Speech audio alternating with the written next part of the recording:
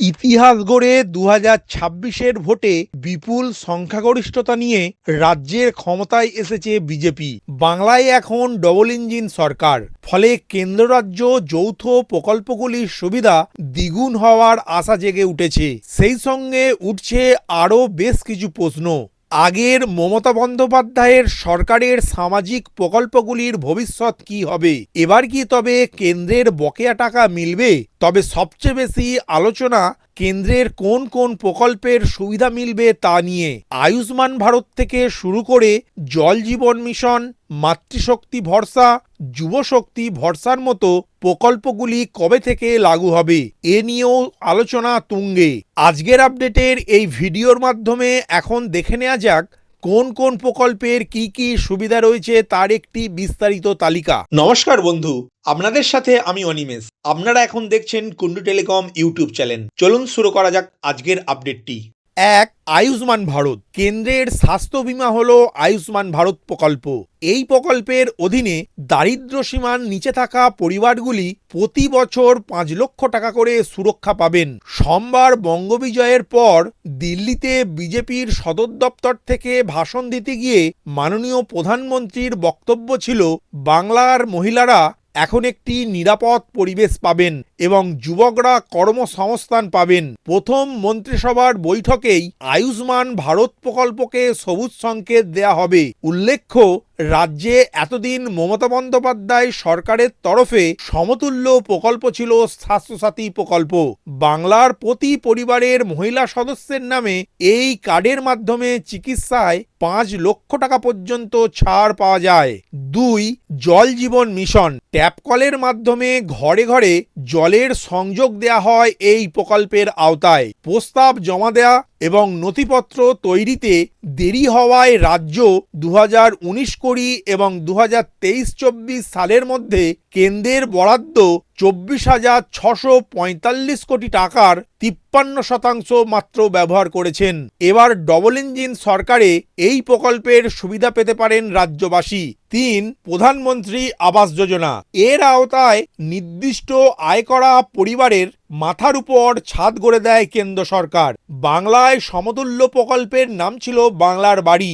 এখনো পর্যন্ত তার আওতায় শহর ও গ্রামাঞ্চলে লক্ষ্যমাত্রার বেশিরভাগ কাজই হয়ে গিয়েছে, বাকি আছে খানিকটা। ক্ষমতায় এলে সেই কাজ সম্পূর্ণ করার প্রতিশ্রুতি ছিল তৃণমূলের। তবে এবার প্রধানমন্ত্রী আবাস যোজনার সুবিধা পেতে চলেছেন রাজ্যবাসী। 4, প্রধানমন্ত্রী মৎস্য সম্পদ যোজনা।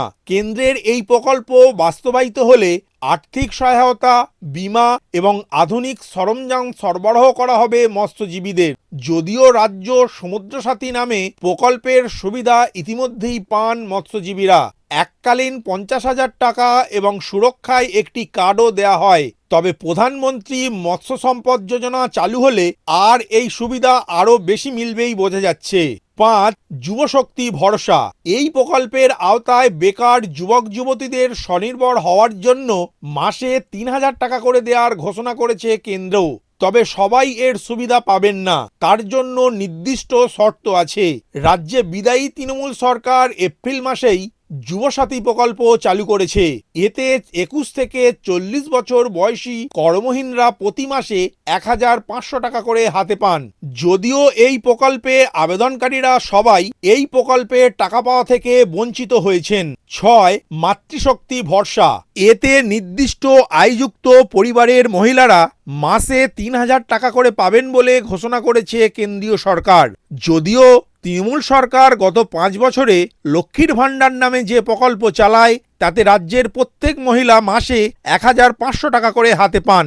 যদিও এই প্রকল্পে প্রথমে সাধারণ শ্রেণীভুক্ত মহিলারা 500 টাকা এবং ST/SC মহিলারা 1,000 টাকা করে পেতেন, পরে 2024 সালের লোকসভা নির্বাচনের সময় 500 টাকা বাড়িয়ে 1,000 টাকা এবং 1,000 টাকা বাড়িয়ে 1,200 টাকা করা হয়। এবার 2026 সালের বিধানসভা নির্বাচনের আগে এই প্রকল্পেই 1000 টাকা প্রাপ্ত মহিলারা 1500 টাকা করে পেতে শুরু করেন এবং 1200 টাকা প্রাপ্ত মহিলারা 1700 টাকা করে পেতে শুরু করেন। তবে এখন বর্তমানে যদি মাতৃশক্তি ভরসা যোজনা চালু হয় তাহলে প্রত্যেক মহিলা মাসে 3000 টাকা করে পাবেন।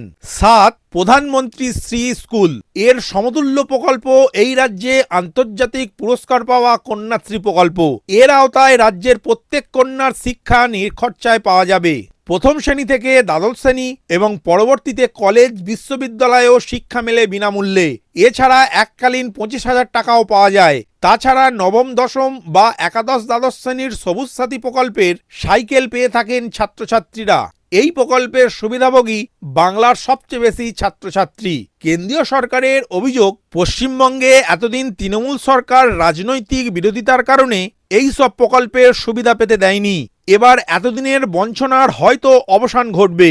ভিডিওটি প্রথম থেকে শেষ পর্যন্ত দেখার জন্য ধন্যবাদ। এই ইনফরমেটিভ আজকের আপডেটটি আপনার বন্ধু ও পরিচিতদের জানাতে বেশি বেশি করে শেয়ার করবেন। আর অবশ্যই কমেন্ট করবেন ভিডিও সম্বন্ধে আপনার কোনো ডাউট বা জিজ্ঞাসা থাকলে এবং আপনার কোনো মতামত জানাবেন। ভালো থাকবেন, সুস্থ থাকবেন।